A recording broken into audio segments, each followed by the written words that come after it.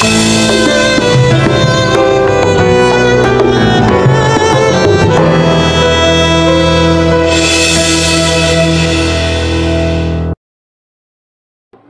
Akbar, Allahu Akbar, Allahu Akbar, Allahu Akbar, Allahu Akbar, Allahu Akbar, Allahu Akbar, Allahu Akbar, Allahu Akbar, Allahu Akbar kabira, walhamdulillahi katsira, wa subhanallahi bukratan wa asila, la ilaha illallah, wallahu akbar, Allahu akbar, walillahil hamd. Alhamdulillahi rabbil alamin.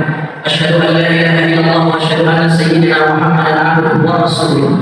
Allahumma salli ala sayyidina Muhammad wa ala ali sayyidina Muhammad. Fa ya ibadallah, usikum awwalan bi taqwallah faqad faza al-muttaqun. A'udzu billahi minasyaitonir rajim.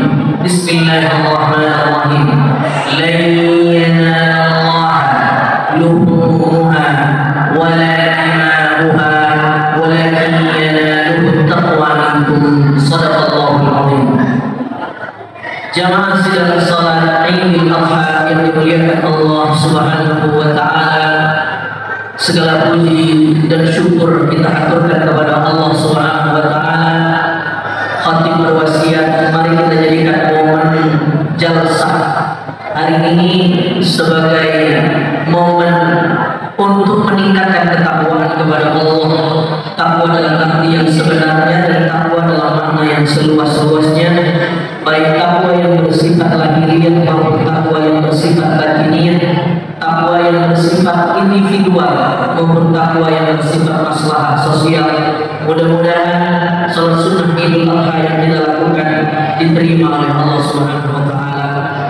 Saudara yang dimuliakan Allah Subhanahu wa taala, Khatib ingin menyanjung dua buah ayat untuk kita renungi, untuk kita tadabburi di kesempatan yang baik ini. Ayat yang pertama, Allah Subhanahu wa taala berfirman di dalam surat Al-Maidah, qala innama yataqabbalullahu minal muttaqin. Wa fi ayatin ukhra di dalam surat Al-Hajj, Allah Subhanahu wa taala berfirman, bismillahirrahmanirrahim, la yanalallaha luhumuha wa la dima'uha walakin yanaluhu taqwa minkum. Saudara-saudara, kalau kita bertanya apa poin utama di balik dua ayat yang Khatib baca tadi, poin utamanya ingin menegaskan bahwa yang Allah terima dari kurban kita adalah ketakwaan itu sendiri. Allah tidak butuh darahnya, Allah tidak butuh dagingnya, Allah tidak butuh jeroannya, Allah tidak butuh uratnya, Allah tidak butuh mana bobot hewan yang paling besar, tidak. Yang Allah butuh ketakwaan kita. Saudara yang melihat Allah Subhanahu wa taala, Allahu Akbar walillahil hamd. Ibadah kurban ini berbeda dengan ibadah yang lain. Kalau kita membaca Al-Qur'an, para ulama menyebutnya ibadah qauliyah. Titik tekannya ada pada zikir lisan. Kalau kita sedang zakat, kita sedang melakukan ibadah maliyah, ibadah yang titik tekannya ada pada harta. Tidak bisa orang berzakat kalau dia tidak punya harta. Mesti pilihannya dua. Kalau tidak mustahil, mustahil. Kalau kita sedang berzikir, ulama mengatakan namanya ibadah qalbiyah. Ibadah yang titik tekannya ada pada kesadaran qalbu kita untuk terkoneksi kepada Allah. Berbeda dengan ibadah kurban yang bukan qalbiyah, bukan maliyah, tetapi ibadah ini meskipun ada unsur qalbunya, ada unsur lisannya, ada unsur hartanya, karena kalau orang tidak punya harta dia tidak bisa berkurban. Tetapi yang lebih penting daripada itu, ulama menyebutkan ibadah kurban ini adalah ibadah ramzi, ibadah simbolik, ibadah yang penuh dengan simbol. Ada simbol hewan yang dipotong, ada simbol takbir yang dilantunkan ketika pisau ini menyembelih leher, memotong buntut dan mari si hewan. Pertanyaannya kemudian, apa makna di balik simbol itu? Kalau kita tidak memahami simbol, maka kita tidak bisa memakai apa yang ada di balik simpul. Kalau Anda tidak tahu apa makna lampu merah, lampu kuning, lampu hijau, Anda tidak akan pernah berhenti ketika ada lampu merah. Yang tahu simbol saja masih melanggar lampu merah. Bagaimana kalau dia tidak paham simbol itu? Saudara yang dimuliakan Allah Subhanahu wa taala, yang itu yang paling penting adalah kita memahami makna di balik Al-Quran. Apa maknanya? Saudara yang dimuliakan Allah Subhanahu wa taala, di dalam Al-Quran, kalau kita bongkar surah demi surah, paling tidak ada 4 sampai 5 surah yang berbicara tentang Quran. Surah Al-Kautsar, surah Al-Hajj, surah As-Saffat, surah Al-Maidah. 4. Dari sekian surah yang berbicara tentang ritual kurban itu, kita bisa menangkap ada 2 poin makna di balik simbol hewan. Kenapa kita harus menyembelih hewan? Kenapa objeknya harus hewan? Ada 2. Yang pertama, ketika Allah berbicara tentang waktu alaihi naba'a bani adam bil haqqi min qarraba qurbanan tuqbila min ahadihima wa lam yutaqabbal min al-akhar, tentang kisah anak Adam Qabil dan Habil. Qabil dengki dan iri kepada saudara kandungnya. Mereka mencintai perempuan yang sama, tapi Allah hanya membolehkan satu di antara mereka yang menikah, perempuan. Lalu apa syaratnya? Mereka disuruh berkurban, dan siapa yang kurban yang diterima Allah, maka dia yang berhak menikahi perempuan itu. Ternyata yang diterima oleh Allah adalah kurban Habil. Maka kurban Qabil, saudara Habil, timbul rasa hina, rasa dengki, rasa Allah marah, murka melihat saudara kandungnya, dan dia mengatakan, la aqulanna, saya akan bunuh kamu. Saya akan bunuh. Faqawwa'at lahu nafsuhu faqatalah. Lalu kemudian dia menodong pisaunya, nafsunya membara untuk membunuh saudara kandungnya. Dan apa yang terjadi? Faqatalah, dia membunuh saudara kandungnya. Lalu apa yang Allah katakan di ayat selanjutnya? Fata'atallahu murban yabhathu fil ardh. Allah mengutus burung gagak, burung buas. Burung gagak ini kemudian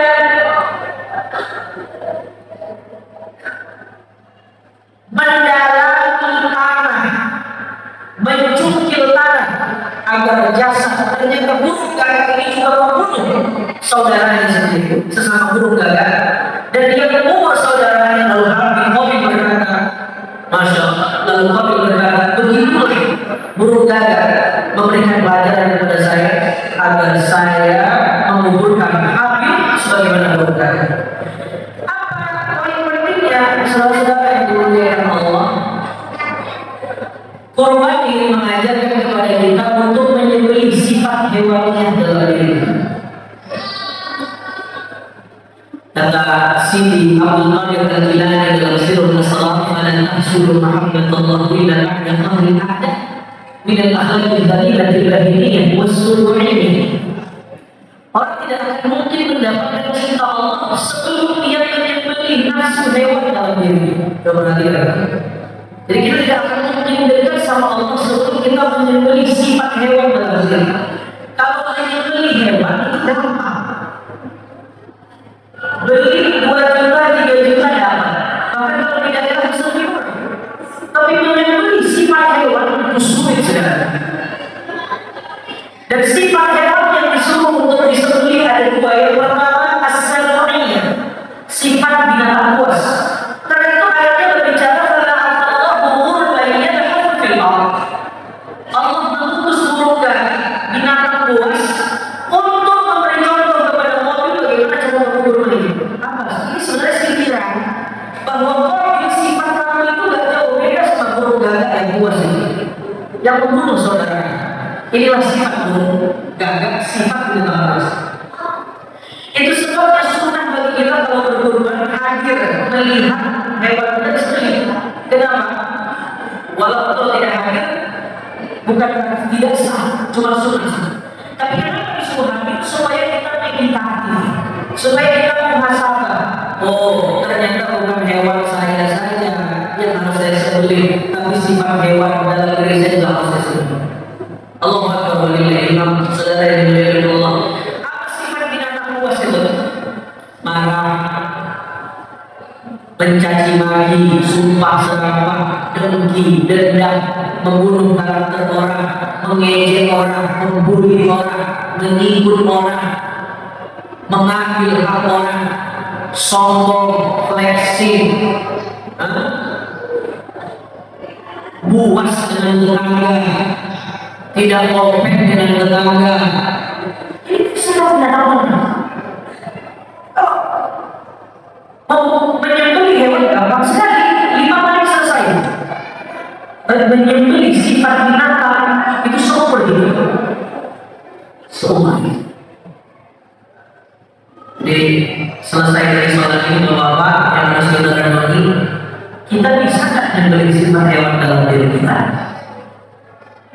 Kalau menyembelih hewan bisa dititip dengan DKM, tapi kalau menyembelih sifat hewan tidak bisa dititip dengan DKM. Masing-masing orang fardu ain harus menyembelih sifat hewan dalam diri. Yang kedua, sifat hewan yang kedua, saudara yang dimuliakan Allah, adalah al-bahdiyah, binatang ternak. Jadi kalau tadi binatang buas, yang kedua ini binatang ternak. Beda sifatnya. Ada orang yang sifatnya tidak seperti binatang buas tapi binatang ternak. Ada orang yang tidak seperti binatang ternak tapi binatang buas. Inilah yang digambarkan Al-Quran ketika berbicara tentang kurban Nabi Ibrahim Rabbi habli minas salihin. Fabasyarnahu bi ghulamin halim falamma balagha ma'ahu as-sa'ya qala ya bunayya inni ara fil manam anni adhbahu fanzur madha tara qala ya abati if'al ma tu'mar satajiduni insyaallah minas sabirin. Ibrahim ini punya anak dari Hajar. Sebelumnya menikah dengan istri pertamanya Siti Sarah. Menikah dengan Siti Sarah puluhan tahun tidak punya anak. Anda bisa bayangkan bagaimana seorang laki-laki yang ingin punya anak tapi belum dikaruniai anak, betapa dia ingin punya anak. Begitu pun istrinya. Kelak dengan istri pertamanya mempunyai anak bernama Ishak. Sebelum istri pertama punya anak, Ibrahim menikah. Nikah dengan istri kedua yang bernama Siti Hajar. Dari Hajar melahirkan anak yang bernama Ismail. Anda bisa bayangkan, belum punya anak bertahun-tahun, sekali nikah dengan istri kedua lalu punya anak, usianya sampai 9 tahun, lalu kemudian muncul perintah untuk menyembelih anak itu. Anda bayangkan bagaimana psikis Nabi Ibrahim. Tidak mudah. Kenapa Ibrahim disuruh menyembelih anak? Ini juga simbol. Ibrahim alaihissalam disuruh menyembelih sifat binatang dalam dirinya. Sifat binatang apa? Al-bahdiyah, binatang ternak. Kalau yang pertama disuruh menyembelih sifat binatang buas, al-ghawiyah. Tapi yang kedua Ibrahim disuruh menyembelih sifat binatang dalam dirinya, syahwaniyah, cinta yang berlebihan kepada anak, sampai-sampai dia lebih cinta kepada anak dan ketimbang kepada Allah. Mungkin Ismail yang kita punya bentuknya berbeda-beda. Bisa jadi Ismail yang kita punya mobil, bisa jadi Ismail yang kita punya tanah, bisa jadi Ismail yang kita punya kontrakan, bisa jadi Ismail yang kita punya tabungan, bisa jadi Ismail yang kita punya popularitas, bisa jadi Ismail yang kita punya nasab, macam-macam. Jadi Ismail tidak mesti dalam bentuk orang, tapi bisa dalam bentuk apapun yang lebih kita cintai ketimbang Allah. Itu Ismail. Nah, ketika kita cinta berlebihan, itu sifat binatang ternak. Syahwaniyah. Apa sifat binatang ternak yang lain? Fudul kalam, fudul manam, fudul ta'am, fudul syarab, banyak makan, banyak minum, banyak kawin, banyak tidur.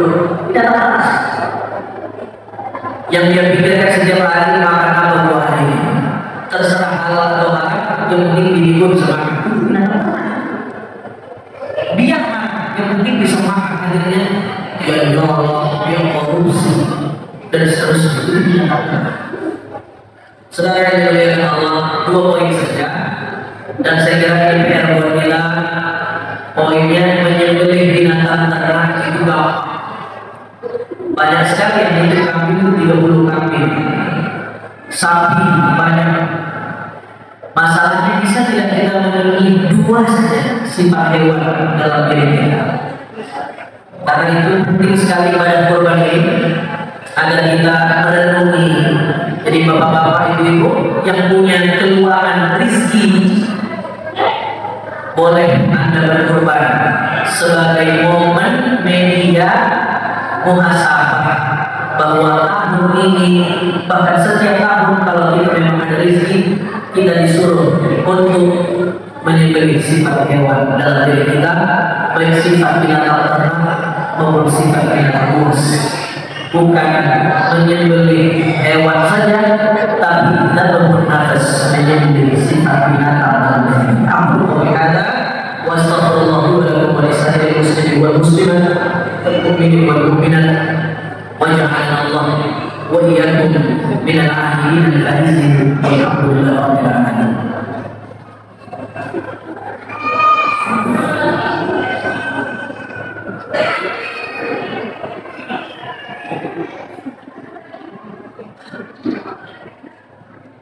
Allahu Akbar, Allahu Akbar, Allahu Akbar, Allahu Akbar, Allahu Akbar, Allahu Akbar, Allahu Akbar kabira, walhamdulillahi katsira, wa subhanallahi bukratan wa asila, la ilaha illallah, Allahu Akbar, Allahu Akbar, walillahil hamd.